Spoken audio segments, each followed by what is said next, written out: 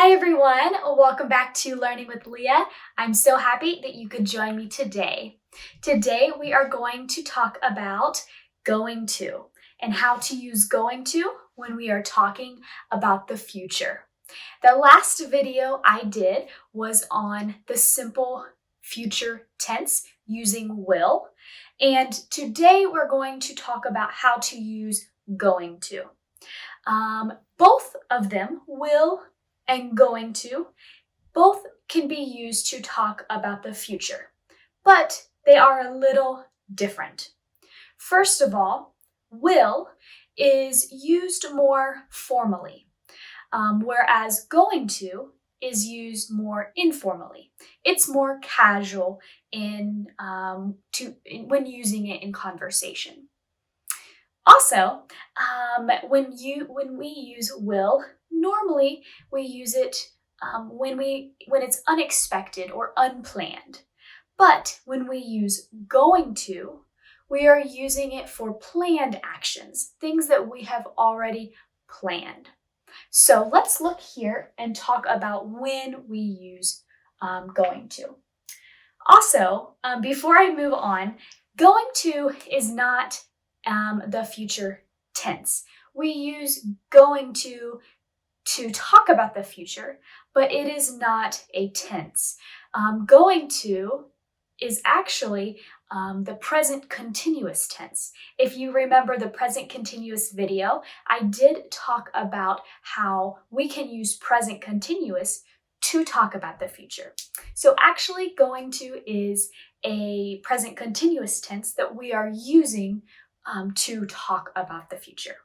All right, so when we use going to, there are three main areas where we use going to. Again, it's normally more informal than will, and it's for things that are planned. So number one, definite plans. So definite means for sure. Things that we have scheduled, things that are for sure. So for example, I am going to post a video on Sunday. That is a scheduled thing that is for sure. And it is something that you have decided before right now. It's something you've decided in the past before we are speaking. Okay. Number two is intention.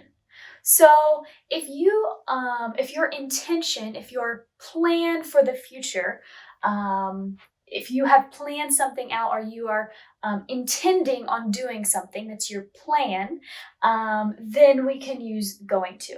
So all of the ways that we use going to is all about it being planned. So for example, he's going to travel next summer. So his intention, his plan is to travel next summer. So it's something he has already thought of. We might say he's going to college this fall, right? That's a plan, that is an intention that he is going to do. All right, and number three, for predictions. So if we are predicting something, we can use going to. So predictions is something we can use will and going to for. So for example, the sky is dark. It's going to storm. It's going to storm and rain, right? If you are looking at the sky and you notice it is getting dark, you might say, oh, it's going to storm. It's going to rain.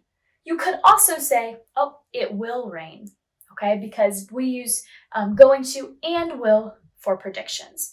So these are the three main things, but what I need you to remember is that number one, it's informal. It's much more informal than will. So it's used more in oral English. And number two, we use going to when we are talking about things that are already planned. You've already planned them and you've thought about them before now. So what I want you to remember is that we can use going to, but we can also use the present continuous tense to talk about the future. In this video, I'm just going to talk about going to, but remember that you can use other other phrases and verbs in the present continuous tense to talk about the future. All right, now we're going to look at how to conjugate or change going to for the different persons. All right, so first we're going to look at our rule. So we always start with our subject, then we're going to add our be verb. All right, just like we do in our present continuous tense, we always use the be verb to show what person it is. So our be verb, then we're going to use going, and then we're going to use an infinitive. If you don't know what an infinitive is, all it is to plus the base form of any verb. So any verb or every verb has an infinitive. So you just put to in front of your verb. For example, to cook, to clean, to drive, to go, to be, to work, for example. That is an infinitive. So we do subject plus our be verb plus going plus our infinitive. So let's look at these. I am going to work. Subject, our be verb, going, and then our infinitive. To work is the infinitive. Okay, you are going to work. He, she, it is going to work. We are going to work. You are going to work. They are going to work. So the only difference here is your be verb. That's the only change between these. Okay, going and in the infinitive will stay the same for all of the persons. The only one that is different is your be verb. So that will be your first person singular and your third person singular, am and is. All right, so let's look at some examples now. I am going to clean tomorrow. All right, so we use subject, be, going, and then we have our infinitive. Okay, so I am going to clean tomorrow, right? That's predicting the future or the planned event that maybe I've already thought of, that I've told myself I am going to do. You are going to study to be a doctor, right? That is somebody's plans. You are to be verb, or our be verb, going, and then our infinitive, to study. You are going to study. It is going to snow. Okay, so we have our third person singular, so that means we have to have is. Right? It is going to snow. To snow is our infinitive. Okay, we are going to get wet. If it's going to snow, that means we are going to get wet. All right, so we plus our subject, to be or be verb, going, and then to get is our infinitive. They are going to paint the house next week. They, or subject, be verb, going, and then to paint is our infinitive. All right, so like I said, we can also use present continuous to talk about the future, right? In the video about present continuous, I did talk a little bit about that. So you will use the verb similar to this. We might say they are flying. They are flying to Texas. They are flying to Texas next week. Okay.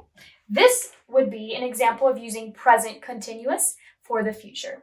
Okay, so as you can see, we're using the be verb and our an ing form, just like we do for going. But it's a little different. So today we're just going to focus on going to, but I want you to know that you can use the present continuous to talk about the future. All right, let's now look at how to make a going to sentence negative. All right, so the only thing that we need to do is add a negative. And so we are going to add not.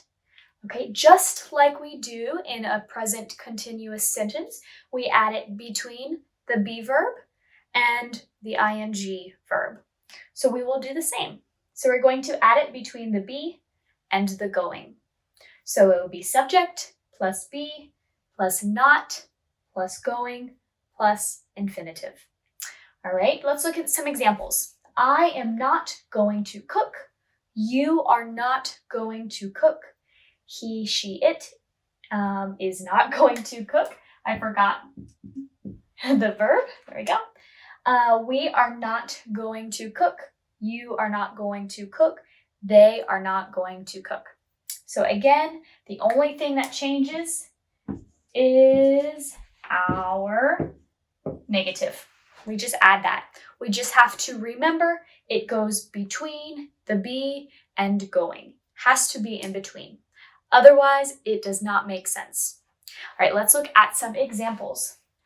I am not going to sleep. You are not going to pass. That's not good. It is not going to be sunny. We are not going to travel. They are not going to be happy. All right, so we do our subject, our be verb, our not, our going, and then our infinitive. Our infinitives here are to sleep, to pass, to be, to travel, and to be. All right, so now let's look at some contractions. Now that we have you are and not, we can make a couple of different contractions. So I'm going to show you how to do that next. All right, so now let's look at some contractions. So because we have our subject, our be verb, and a negative, many times we can use contractions, and many times Americans or English speakers use contractions in their speech. So it's important that you know this. All right, because we have three different things, we have the subject, we have the be verb, and we have not for our negative, there are two different ways that we can contract and bring together our words. So I want to show you the two different ways. All right, so first of all, let's look at this example. So this example, we have they are not. So there are two ways to contract these three words, okay? We can only contract two words together. We cannot contract all three, okay? So we have to choose if we want to contract these two together, or we can contract these two together, and both are okay. So if we take they are, and we want to put they are together, we take out the A, and we put an apostrophe. Oh. And that creates there. They are is there. Okay? So if we want to contract the first two, there is what you get. Maybe you want to contract the second two though, and you want to contract are and not. So what do? For are and not, we take out the N and we put an apostrophe here and push these together. And that creates are, not, or aren't. Aren't. Okay? So as you can see, when we have they are not, we have three words. We can contract them two different ways. We can contract the first two, our subject and our be verb, or we can contract the be verb and not together. That is up to you. Both ways are good. Some English speakers use one, some English speakers use others, so there is no right or wrong way. Both are good options, but you cannot do both. You can only do one in your sentence, right? We cannot say we cannot say there aren't or there aren't, right? That doesn't make sense. We only can do they're not or they aren't. Okay, so let's look. So I have these split up into singular and plural in the different persons.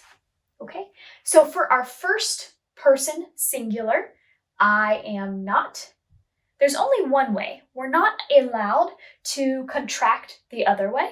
So we can only do I'm not. We take the first two letters, bring them together for I'm not. Okay? For you are not, the first two letters we can bring together, or the first two words we bring together and say you're not. You're not. Okay? He is not becomes he's not. He's not. He is he's. She is not is she's not. Okay? It is not becomes it's not. We are not becomes we're not. We're not. And they are not becomes they're not. Okay? So this is one option where you take the first two words and contract them.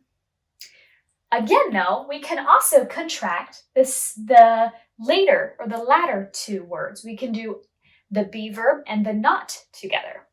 All right. Like I said, for first person singular, we do not have an option.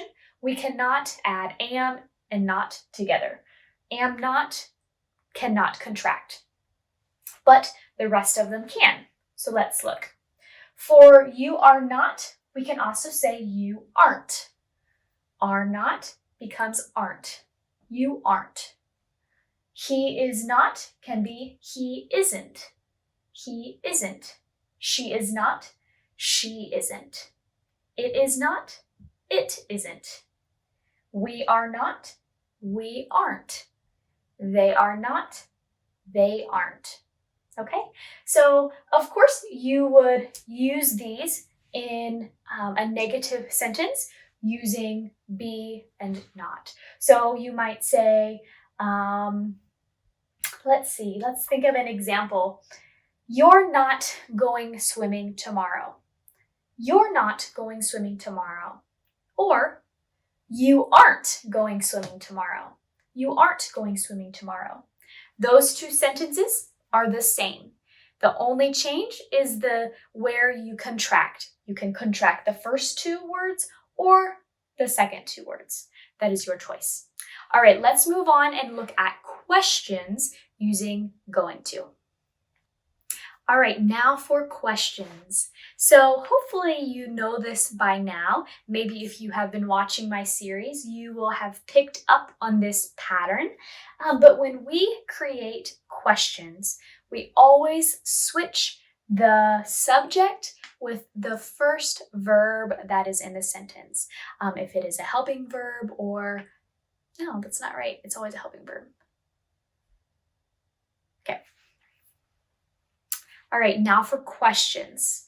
So you might have noticed this by now from the videos that I've done on different tenses and with questions. But any time that we create a question, we are going to change the place of the subject and the verb, or the first verb, or normally helping verb. Okay, so the be will now be in the first place, and the subject will be in the second place. So that happens, and we switch that here. So as we can see, am I going to study? Are you going to study? Is he going to study? Are we going to study? Are you going to study? Are they going to study? So we always start with our helping verb be. Okay, be, we're going to start with that. Then we'll use our subject. Then we will use going, and then our infinitive. Okay, so as you can see, am, are, is, are is what we begin the question with. All right, that shows the readers and it shows the audience or the person who is listening who you are talking about, and it shows them that it is a question from the first word. Okay, from the first word of your from the first word of your sentence, they will know, oh, that's a question. Okay, so that is how we start our questions. Let's look at some examples now. And I forgot that. We'll just have to do it together. Am I going to read tonight? We'll do that one. Okay. Am I going to read tonight? We have our be verb, our subject, going, and then our infinitive. Okay. Are you going to break up with him? Right? That's a good question. Are you going to break up with him? So we have our be verb, again, always in the beginning. We have our subject, going, and then our infinitive. Is he going to finish the dishes? Are we going to have a garden? Are they going to get married? All right, so this is how we form questions. All right, let's now do a little bit of practice before we go. All right, just to make sure that you know how to use this tense, I want to do some practice together. All right, so let's begin with the first sentence. We have marry, we have the verb study, and tonight. All of these I want you to use going to with. So let's do a few of these together. Marry, study, and tonight. How could we use going to with it? All right, so marry is third person singular, which means we need is as the be verb. Okay, so is, and then we have going, and then we add our infinitive. So to study tonight. Mary is going to study tonight. Did you get that? Awesome. All right. Okay, I want this one to be negative. So I want you to add a negative here.